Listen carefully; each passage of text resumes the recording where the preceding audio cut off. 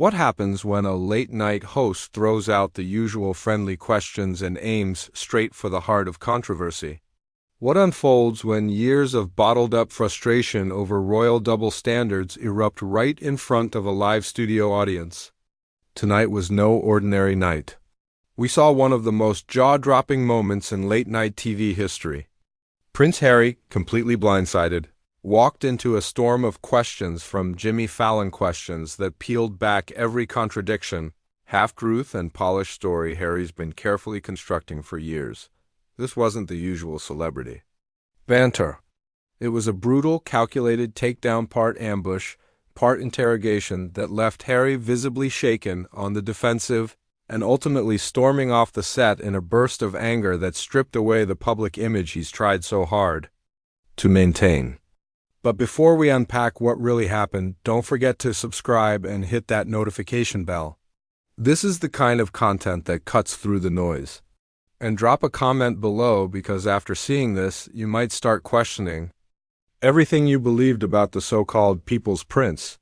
The energy inside the Tonight Show studio started off like any other night. The audience was settling in, ready for an evening of fun, light games, celebrity stories, and laughs. Behind the desk, Jimmy Fallon flipped through his note cards with an unusually serious look on his face, something the crew had picked up on during rehearsals. Something was off. This wasn't going to be business as usual. Jimmy was about to take a massive risk, one that could either redefine his career or destroy it. Prince. Harry stepped onto the stage with his usual confidence. He waved to the crowd, that practiced royal gesture still intact, and flashed his polished, easygoing smile. Everything about him was curated down to the designer casual blazer that whispered, wealthy but down to earth. Since stepping away from royal duties, Harry had carefully shaped this new image of himself: public advocate, relatable guy, champion of the people. Prince Harry, everyone, Jimmy said as the applause died down, but his voice lacked its usual spark. There was no playful energy in his tone, just cool restraint. Harry took his seat and immediately turned on the charm. Jimmy, great to be here, man. Love what you do. Love the show. Always wanted to come on and just have some fun with you, he said, his hybrid British-American accent flowing with the practiced rhythm of someone well-versed in media. Jimmy didn't return the enthusiasm. He nodded slowly, keeping his expression unreadable. I appreciate you saying that, Harry. I really do. But I want to be honest with you and with our audience. I didn't bring you here tonight to have fun. I brought you here because it's time someone asked you the questions no one else seems willing or brave enough to ask. A ripple went through the audience. The air shifted. People in the seats could sense something big was about to unfold. Harry's smile twitched, faltered for a moment, but he recovered quickly. He still believed this might be part of a comedy setup. Oh, okay, Jimmy. Fire away. I'm an open book, you know. Always happy to be transparent, he said, trying to appear casual, his hands moving in that carefully controlled way he'd learned through years of training. Transparent, Jimmy echoed, letting the word hang between them like a challenge. That's a curious word, Harry, because that's exactly what I want to dig into tonight. Let's start simple. You've spoken a lot about mental health, your struggles, your therapy, your healing. That's been a major part of your public image, hasn't it? Harry perked up, believing he'd found safe ground. Absolutely, Jimmy. Mental health is so important. And I think by sharing my story, I just want to help others who are struggling, Harry said quietly. It's about breaking the stigma, you know? That's what really matters. Jimmy nodded slightly, but his tone grew sharper. That's noble, really noble. But here's what I don't get, Harry. You speak about mental health, about healing, therapy, and growth. Yet, for years, you've gone out of your way to publicly attack your own family. You've done interviews, written books, made TV appearances, airing every dirty detail you could. How is that healing? How does that reflect mental wellness? The question hit Harry like a punch to the gut. For a moment, his confident posture faltered before he tried to pull himself together. Jimmy, I think you're twisting things. I've just been telling my truth, my experiences. That's part of the healing journey. It's about being honest about what really happened. Your truth? Jimmy interrupted, leaning in. I love that phrase. It's so conveniently vague. Your truth implies there are endless truths, that your version of events is just as valid as anyone else's. No matter the facts, no matter the fallout, doesn't matter who it hurts, right? Harry shifted in his seat, clearly unsettled. His usual media-trained calm wasn't holding up under this pressure. That's not fair. I've been careful to only speak from my own perspective, what I felt, what I experienced. Have you, though? Jimmy challenged, reaching into a drawer and pulling out a thick stack of papers. Because I've got transcripts right here. Interviews where you go far beyond personal feelings. You make accusations. You assign motives. You speculate about what your family thought or felt. That's not just sharing your story, that's telling theirs too. The studio went still. Not a laugh, not a whisper, just thick, silent tension. This wasn't the lighthearted tonight. Show appearance the audience had expected. The energy had shifted. Harry's face flushed, his jaw tightened. Look, Jimmy, Harry began, his voice strained. I came here thinking we'd have a respectful conversation. If you're just here to attack me and twist everything I say, maybe this isn't the place for me. Attack you? Jimmy's voice rose slightly. Harry, I'm asking questions, simple ones, about what you've said and done in public. If that feels like an attack, maybe the problem isn't the questions. Maybe it's the actions you're being asked to explain. Things were spiraling quickly. Harry struggled to hold on to the carefully crafted, empathetic image he'd worked. So hard to present. His hands were clenched, his breathing more noticeable now. You're twisting my words, Jimmy, Harry snapped. You're cherry-picking quotes, ignoring context, trying to make me look bad just for ratings or drama or whatever this is. I really thought you were better than this. Jimmy didn't flinch. He shook his head slowly, his tone now firm. I'm not twisting anything. I'm just pointing out the contradictions. You can't preach about healing and mental health while dragging your family through the mud in the public eye. You can't beg for privacy while giving tell-all interviews. You can't claim to fight for the people while living in palaces and flying private. Harry's voice broke through, louder now, less composed. That's not fair. You have no idea what it's like to be in my shoes. You don't understand the pressure. When the institution didn't bend centuries of tradition just to suit your wife's Hollywood lifestyle, you lost it. You jumped up from your chair, eyes blazing, and pointed a shaking finger at Jimmy. Don't drag my wife into this, you shouted. Don't even hint that she's the problem. She endured racism, harassment, threats to her life, and the system just stood there, did nothing to protect her. Jimmy stayed seated, his voice calm but cutting like a blade. Sit down, Harry. Let's actually talk about protection. About the security you demanded paid for by taxpayers even after walking away from your royal duties. You wanted to leave the job but keep all the perks? Let's not pretend otherwise. Still standing, your breathing heavy, you snapped back. You have no idea what kind of threats we were under. You don't know what it was like, the danger we were constantly in because of the media frenzy and the hate it stirred against us. Jimmy didn't blink. The same media circus you've been feeding ever since you left? The same hatred you keep fueling interview after interview, revelation after revelation, taking shots at your family? You claim you want privacy, but spill your deepest secrets to anyone who'll cut you a check. Your face turned red. The polished image you'd worked so hard to maintain started to crack. That's different, you said. This is me taking back control, telling my story my way on my terms. Jimmy let out a laugh, but it was hollow. Your terms? He said, Harry, you're not in control. You're being ruled by bitterness, by revenge. Against a family that stood by you your whole life until you decided they didn't measure up anymore. They didn't love me. You yelled, your voice breaking with emotion. They used me, my popularity, my military service, my charity work to boost their own image. And when I needed them the most, when she needed them, they turned their backs on us. Jimmy looked at you with almost a trace of pity, shaking his head. Can't you hear yourself? He asked. You sound like a grown man throwing a tantrum because his family didn't hand him the world just the way he wanted it. like a spoiled kid upset because he didn't get his way. The word spoiled lit a fire in you. You started pacing, your arms flailing in frustration. A spoiled child? Really, Jimmy, I served in combat zones. I fought in Afghanistan. I've spent my life helping veterans, working for causes that matter. Don't reduce me to some coddled royal who's never known struggle. Jimmy didn't flinch. Then stop.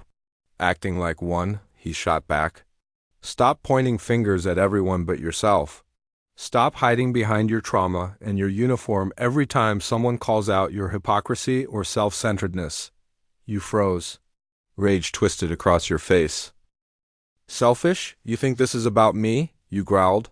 Everything I've done has been to protect my family, to take a stand, to refuse to play along with a machine that chews people up and spits them out. Jimmy's voice hardened. What you've done is chase the spotlight and cash the checks while tearing apart the relationships that matter most. You talk about protecting your family, but you've cut your kids off from their grandfather, their uncle, their cousins. You've, stolen their chance to understand who they are just because you couldn't handle not being the star anymore. The moment Harry's children were brought into the conversation, something inside him snapped. His voice dropped to a dangerous, almost trembling whisper. Don't you dare talk about my children. Don't you dare imply that I'm not doing everything in my power for them. Everything I do is for them. Is that really true, Harry? Came the reply, cool and pointed. Or is everything you do just to feed your own ego? Because from where I'm sitting, it looks like you traded your children's heritage, their rightful connection to history and family, for a personal crusade against people who only asked you to fulfill your responsibilities. Harry was shaking now, his entire frame taut with rage. His carefully built public image, years in the making, was unraveling before everyone's eyes. The room fell completely silent. The audience, wide-eyed, watched as a man came undone in real time. The atmosphere inside the studio had grown unbearably tense.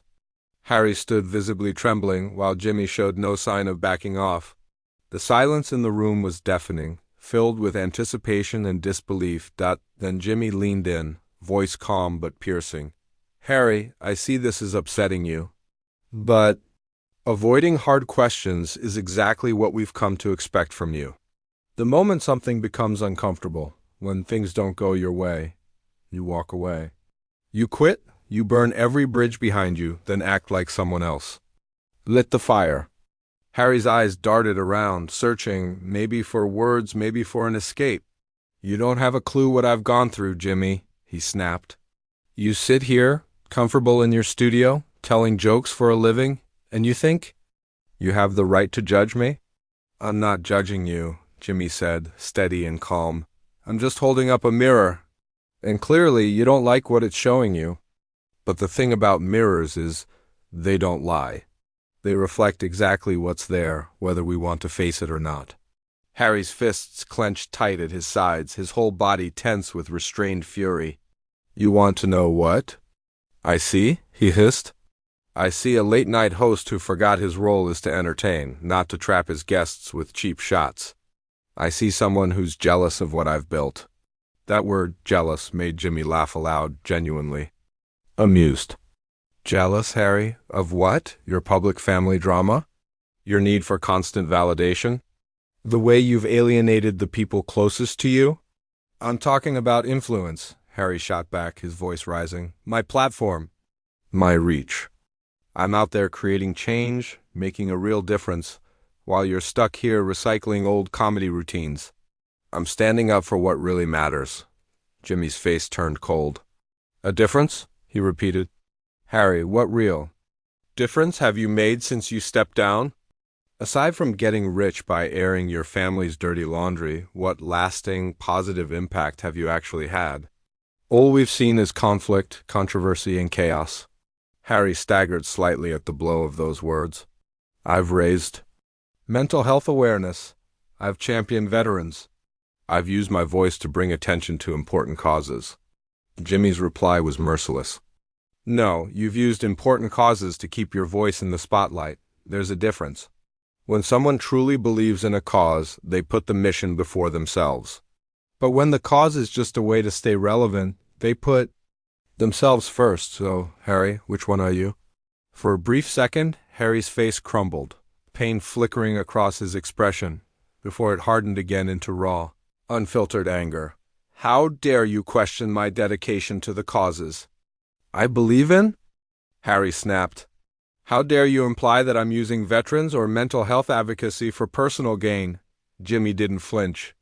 Because that's exactly what you're doing. You use noble causes as a shield anytime someone criticizes you. You hide behind your military service or your mental health work. But Harry, being a veteran doesn't give you a free pass to treat people terribly. Harry began pacing, his movements sharp and agitated. The people who truly care about me support my decisions. They understand why I had to walk away. Why? I needed to protect my family from that toxic environment. Jimmy's tone was firm. Sometimes, the people who love you the most are the ones willing to tell you the hard truths. But you've pushed those people away, haven't you, Harry? Harry spun around, eyes blazing. You don't know me. You have no idea who I am. You're just another media leech trying to tear me down while pretending to care about the truth. Jimmy slowly rose to his feet, his presence commanding. Harry, I've interviewed thousands of people. And one thing I've learned is this: those who genuinely do good in the world don't feel the need to constantly announce it. They don't destroy their families just to make a point. I'm done, Harry shouted, his voice echoing through the studio. I've had enough of this. Enough of your attacks and your questions. This interview is over. Jimmy stayed calm behind his desk. Of course it is. You're walking away because that's what you do when things get uncomfortable. When the world stops praising you, you run. Harry stormed toward the exit, but Jimmy's final jab made him freeze. He turned back, seething. I don't run from anything, Jimmy. I make calculated decisions about how and where to spend my time and energy. Calculated? Jimmy called. After him. Is that what you call walking away from your responsibilities? Is that what you call publicly shaming your own family? Is that what you call rejecting tradition just because you couldn't handle the pressure? Harry stopped near the edge of the stage, his shoulders trembling. You want to talk about pressure? Try living your whole life under a microscope. Try losing your mother at 12 and being forced to carry on like nothing happened while the entire world watches. Jimmy's voice softened, but his words were sharp. No one's trying to dismiss your pain, Harry. Losing your mother was a tragedy. But many people go through trauma without using it as a weapon against everyone around them. Your brother experienced the same loss, the same pressure, and he didn't abandon his family. That was the breaking point. Harry spun around, his face twisted with fury. Don't you dare compare me to him? Don't you dare suggest that? He handled it better than I did. Jimmy didn't back down. He had the same upbringing, the same family you've spent years criticizing, the same family that still stands by him because he didn't set fire to every relationship for attention and profit. Harry shook his head, retreating toward the exit, visibly unraveling. This was supposed to be a friendly conversation. Instead, you've turned it into a full-on interrogation. I ask questions, Harry, Jimmy said calmly. That's what interviews are. The fact that you can't even face basic questions about your own choices tells us all we need to know. Harry had reached as he reached the curtain to leave. His hand paused. He turned around one last time, his voice trembling. You'll regret this, Jimmy. You'll regret setting me up like this, trying to humiliate me on national television. Jimmy's voice echoed as Harry vanished behind the curtain. Harry, your own actions damaged your character. I only asked the questions. The studio sat in stunned silence for several moments after Harry's dramatic exit. Jimmy quietly made his way back to the desk, calmly shuffling his notes as though nothing unusual had just happened. Well, folks, he finally said, sometimes the hardest conversations are the ones that matter most. Holding someone accountable isn't always popular, but the truth is more important than being liked. The broadcast ended on the image of an empty chair, a striking symbol of what happens when entitlement is challenged by accountability. And loses. What viewers had just witnessed was one of the most unforgettable celebrity breakdowns in television history. The facade dropped, and the world saw the real Harry, a privileged Entitled man unable to face the consequences of his own choices. Don't forget to subscribe. Hit that notification bell and share your thoughts in the comments.